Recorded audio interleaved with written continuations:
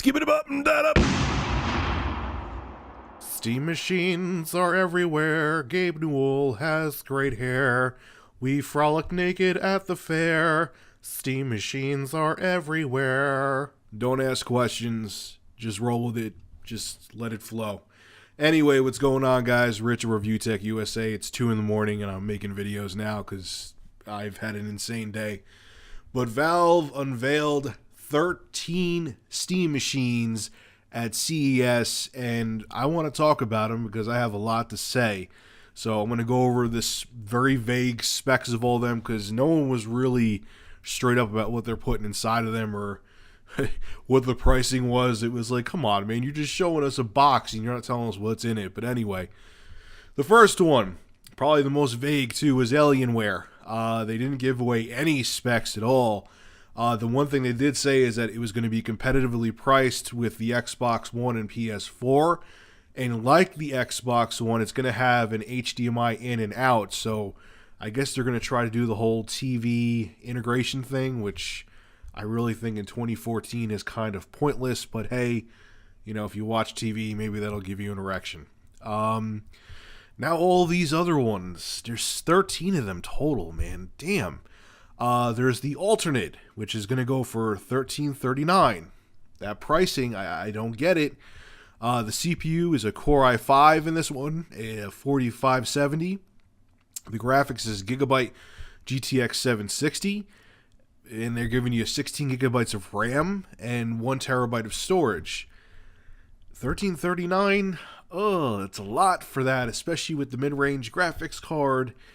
And, you know, 16 gigabytes of RAM, I guess if for gaming box is a little bit overkill. I don't know. That's just so high for a system that's really, all these are really mainly being designed to play games. And technically, this is Valve's console. All right, I'm going to shut up now. Let's go on to the CyberPower PC. Like the pricing of this one, $499 and up. They give a CPU, could be either AMD or Intel Core i5.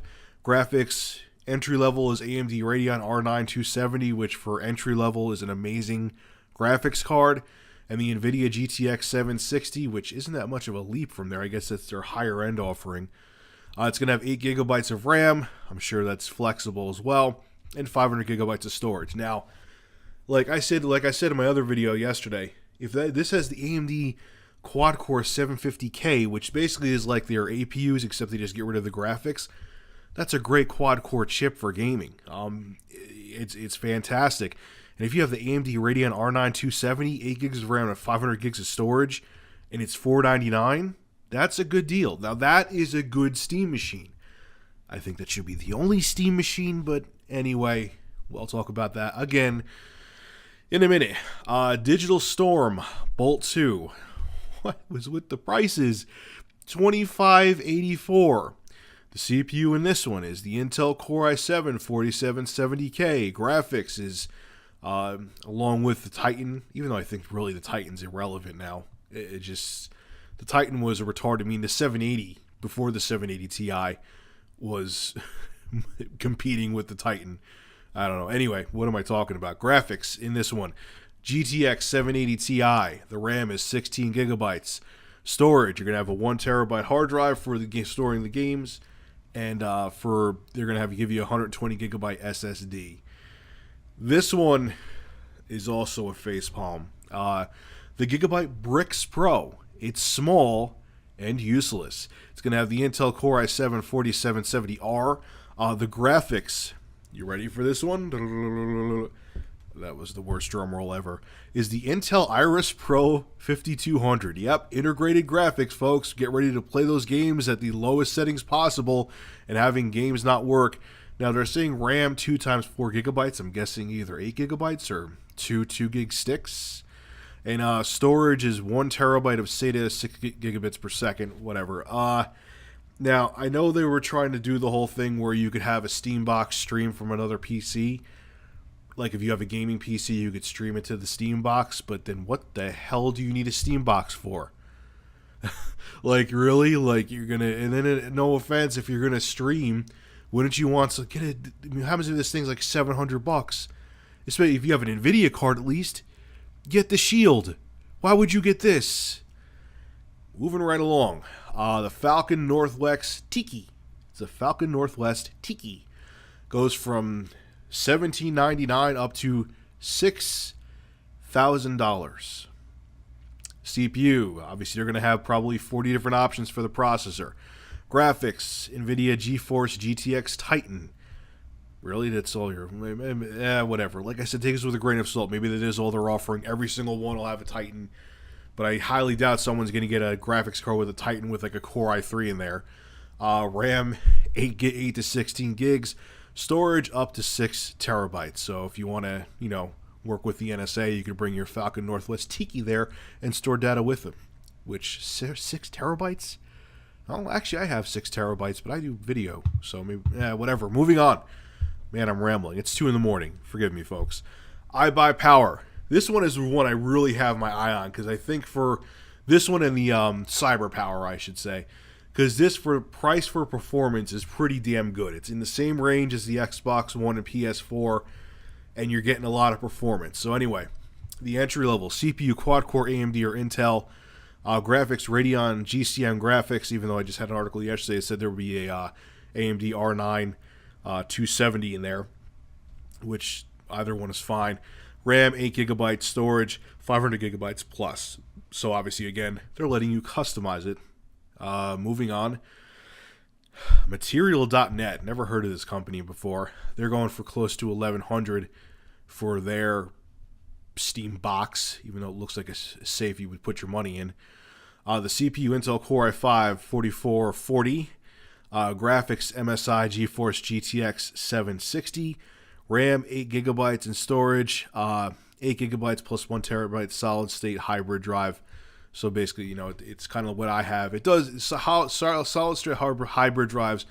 I own one. I could tell you they do actually speed up the hard drive a little bit. It's not as good as an SSD, but it does make a difference. But again, $1,100 for a mid-range gaming PC. Woo, whoopee, with an operating system that's just meant for gaming, so it's going to be limited. Okay. Origin PC, Kronos. Again, another brand I haven't heard of. CPU, Intel Core i7 4770K.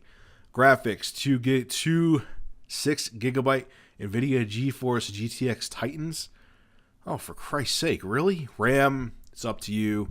Storage, it's up to you. So if you want 8 gigs, you want 16 gigs, you want 32 gigs, you want a quadrillion gigs, you could do that. If you want 12 terabytes in there, I'm sure they could find a way to do that for you too. The next has a CPU of an Intel Core i5.